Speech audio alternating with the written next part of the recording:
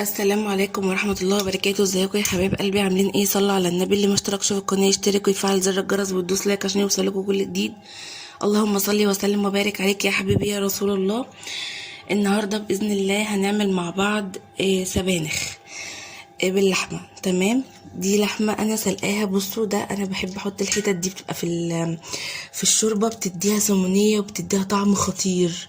انما طبعا اللحمة بتاعتنا الحلوة تحت. المهم، اللهم صل على النبي. دلوقتي انا سلقه اللحمه، سلقتها وقلت بقى ان انا مش هطلع اقول لكم انا سلقتها ازاي، بس انا هقولها لكم على السريع. انا على فكره ما بحبش احط فيها جزر خالص. انا بجيب طماطمايه وبصلايه واقطعهم واروح احط عليهم ملح وفلفل اسمر ورقه لورا وحبهان واروح دعكاهم في بعض واروح منزلاهم في قلب الميه بتاعه الشوربه واحط اللحمه، طبعا بعد ما شلت الريم الوحش اللي بيطلع منها. ده كده الشوربه بتاعتي. اقسم بالله بتديكي طعم تحفه. انما انا ما بحبش احط جزر بصراحه، ما جربتهاش وما حبيتش ان انا احطها. المهم، دي سبانخ معايا، كنت انا جايباها ومفرزاها معاكي برضو، ودي كانت في الفريزر طبعا اهو زي ما انتم شايفين. وده حمص، ده حمص طبيخ. انا بصراحه ما بحبش اعمل السبانخ برز، بحس ان هي ملهاش طعم كده، وبحس ان هي منشيه كده في بعضها وما بتبقاش حلوه. انما الحمص الطبيخ ده بيبقى فيها تحفه. بنجيبه منين؟ بنجيبه من عند العطار، بنقول له عايزين حمص طبيخ. بس على فكره بيبقى ليه موسم اللي بيبقى موجود فيه السبانخ، الموسم اللي بيبقى موجود فيه السبانخ بيبقى موجود فيه الحمص. تمام، غير كده ما بتلاقيهوش. المهم، معانا بصلايه مقطعاها كده طرنشات، قصدي مكعبات صغيره، ومعانا فصين توم مقطعاهم، معانا طبعا عصير طماطم. هنعمل ايه؟ طبعا احنا سلقنا اللحمه، هنجيب معانا دلوقتي نحط ملح وفلفل اسمر وعلى الثوم والبصل وندعكهم في بعض ونروح حاطينها في الحله.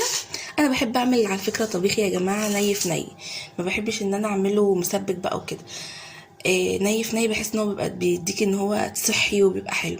طبعا ما بكترش بقى فيه لا السمنه ولا زيت ولا الكلام ده. هدعكهم في بعض بملح وفلفل اسمر بس، وبعد كده هنزلهم في الحله وانزل عليهم بحته سمنه وهوريكم برضه. بس هنحط ملح وفلفل اسمر دلوقتي مع بعض. دلوقتي دي الحله اللي كان فيها الشوربه. انا طبعا فضيت الشوربه زي ما انتوا شفتوا وحطيتها في قلب طبق تاني، وادي حطيت فيها شويه سمنه اهي. تمام، وشويه زيت. ودلوقتي البصل اهو دعكناه بالملح والفلفل الاسمر هو والثوم. تمام، هننزل بقى عليهم في قلب الحله. بسم الله. مش هسبك يا جماعه، انا مش هسبك. هحط عليهم الطماطم برضو دلوقتي. بسم الله. تمام، مش هسبك خالص. تمام، هحط بقى عليها مرقه ماجي. طبعا زي ما احنا عارفين مرقه الماجي بتدي طعم حلو قوي في الاكل. ونقلب بقى ونسيبها بقى على النار هتغلي وبس على كده. وبعد كده هوريكم برضو. وهنعمل دلوقتي الرز. هنعمل بقى دلوقتي الرز زي ما انتوا عارفينه، وبعد كده هرجع اوريكم. بصوا بقى، دلوقتي هي خلاص استبكت اهيت الطماطم. ننزل بقى عليها بالشوربه. بصوا سمكها، انا بحب اخليها السمك كده اللي هو التقيل ده. تمام، وبحب اخلي الطماطم تكون كتيره شويه عشان تخلي الاكل حلو ومحمر. بسم الله. ننزل بالشوربه، مش هنكتر يا جماعه، هنحط مقدار بسيط عشان خاطر الاكل بتاعنا ما يبقاش مصلصل، ولما نعوز نحط. تمام، نحط كمان سنه. بسم الله. تمام، نديها بقى تقليبه كده وننزل عليها بالسبانخ. بسم الله. ونسيبها بقى لحد ما تغلي، وبعد كده هنشوف لو عايزه شوربه نحط، مش عايزه خلاص هنسيبها تغلي وهوريكم برضه. وهنا انا عملت الرز اهو. بسم الله. بس لسه بيستوي طبعا. تمام، طبعا الرز بشعريه، انتوا عارفين حفظت ان انا ما بعملش غير رز بشعريه. هنخلص بقى الاكله بتاعتنا وهوريكم برضو في الاخر لما السبانخ تتسبك وتفك من بعضها، هوريكم برضو هعمل ايه. بصوا بقى اهي دلوقتي خلاص السبانخ ما شاء الله فكت اهي، مش مصلصله ازاي ومسبكه. الشوربه بتاعتها مش خفيفه وحلوه ازاي وتقيله وجميله. هننزل بقى بيها الحمص اللي هو ده.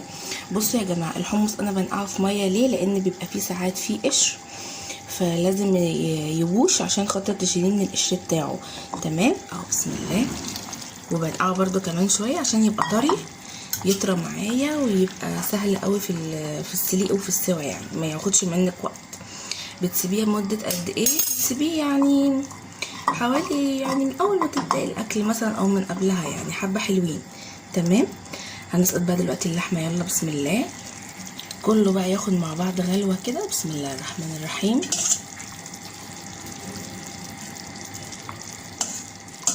يبقى احلى حاجة ان كله ياخد مع بعض غلوة. تمام. بصوا الحتت دي انا بحبها قوي، بتبقى حلوه قوي. مش بحبها حته اكل بس، لا، بتدي طعم حلو قوي في الاكل.